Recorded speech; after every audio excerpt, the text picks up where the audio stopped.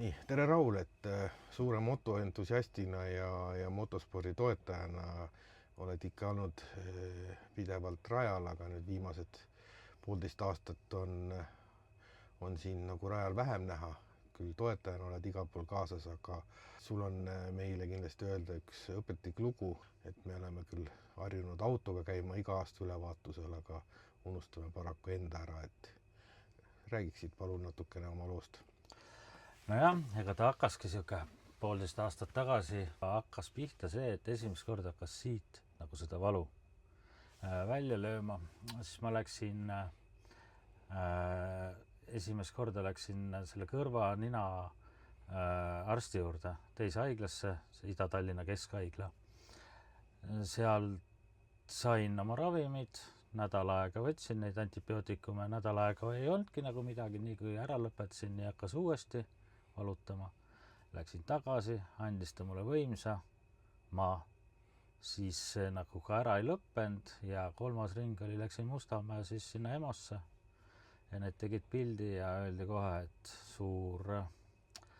suur häving peas toimunud siin taga kuskil seespool. Ja noh, eks ma siis seal kirjutati kohe haiglasse ja lõigati ära see. Ja sellel hetkel tegelikult nagu asi õnnestus nagu väga hästi, et tegelikult mul operatsiooni tehti reedel ja see kõik kokku võttis vist pea 10 tundi. Ja esmaspäeva hommikul ma sain sealt minema minna. Et see oli nagu müstikana. Ja noh, siis hakkas pihta kõik need keemiad ja kõik ülejäänud taastumised, asjad, ärgid, et ütleme niimoodi, et aasta olid ikka päris nõrk ja raskes olukorras.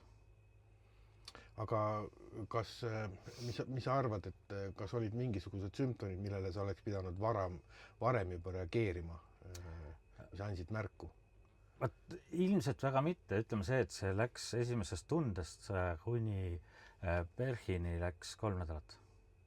Okay. Et siis ta järsku tuli, see oli veel täpselt see, et kui Flameco sai 30. aprill, esimene olin kodus ja 2. aprill hakkasin peale lõunat tunda andma. Ja siis oligi paar päeva, kui see ära ei läinud ja siis tuli, et see tuli nagu äkki asjad ärgid. Eelnevalt ei olnud mingit siukest tunnet ega midagi. Aga kas arstid on midagi öelnud, et mida oleks võinud natukene teistmoodi teha endast, kuidas oleks võinud paremini endast hoolitseda, et varem nagu jälile saada? Kahjuks mitte.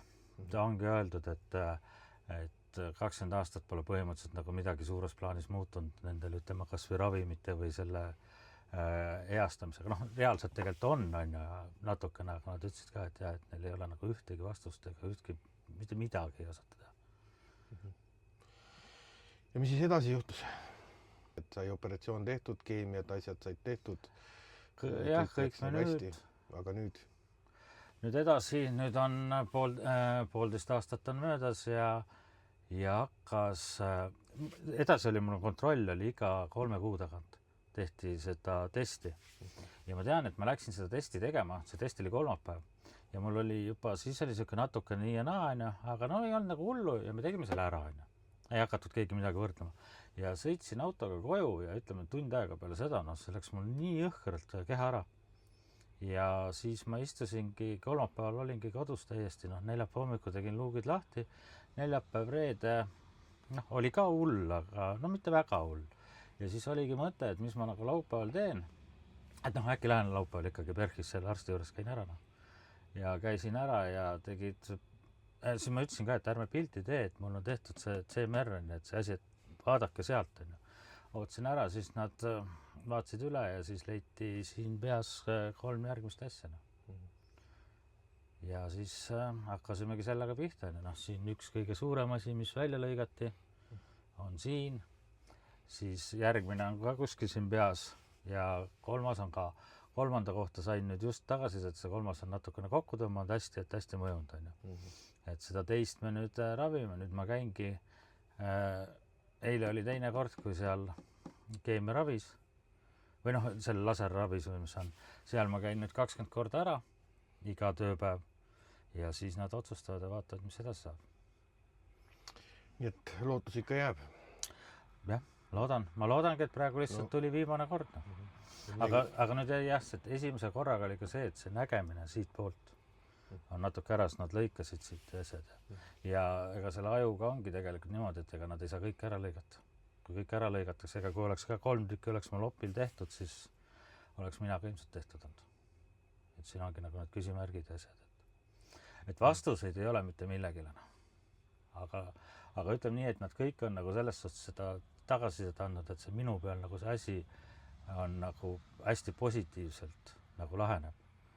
No sa ei anna teist võimalustki, sa oled nii positiivne kogu selle asja juures, et need sinu naljad enda kulul on ju lausa legendaarsed meil siin, et motoringkondades, et see paneb ka ennast nagu elule hoopis teistpidi vaatama, et noh, ja üldse see enduro kogukond on ikkagi väga-väga kokkuhoidev, et sellest ka see meie mure, et me elame kõigile tugevalt kaasa ja no loodame, et kõik läheb nagu paremini, et kui raja peal ei saa, siis raja kõrval oled ikka oodanud, sest ega me elamegi täpselt nii kaua, kuni meil on motivatsioon teha enda ja oma ümbritsevate inimeste heaks asju.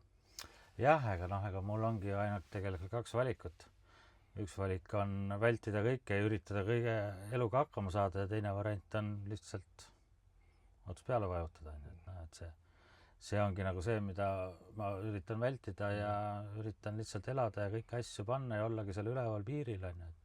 Et ütleme niimoodi, et kohati on ka pahade poistega niimoodi, et kui sa nendega kohe nõus oleks, siis saad tappa, aga kui sa ei ole nõus, siis võib-olla nad enam ei viitsi tegeleda. Täna ma mängin ka sellega, et äkki see, kes mul siin toimetab, jookseb minema, ei viitsi tegeleda enam minuga. Vastupanu on liiga suur. Just, et mõttetu valib järgmise. Väga tore, et loodame, et kõik läheb väga hästi. Seda ma üritan, jah. Tore, aga siis ootame ainult häid uudiseid ja teised uudised on üldse välistatud sinu puhul. Jah, ütleme nii, et nende uudistega läks nüüd natukene käpuli, et ma pole kunagi plaaninud, et ma niisugust infot annan või asjad, ma pole kunagi jaganud mingi haiguse asju. Aga ma mõtlesin, ma lihtsalt kirjutan ühe kirja sealt Facebookis asjad värgid, et et ma olen praegu haige ja asjad värgid ja kõik, aga sõbrad ja asjad läksid nii ellu ja nii kaasa, et nüüd ma olengi täna annangi kogu selle info välja ja mis toimub ja kuidas on ja selle nagu point on ka, et nagu teistele inimestele, et kui keegi peaks midagi tundma mingil hetkel, et mitte seda vältida, vaid sellega tegeleda.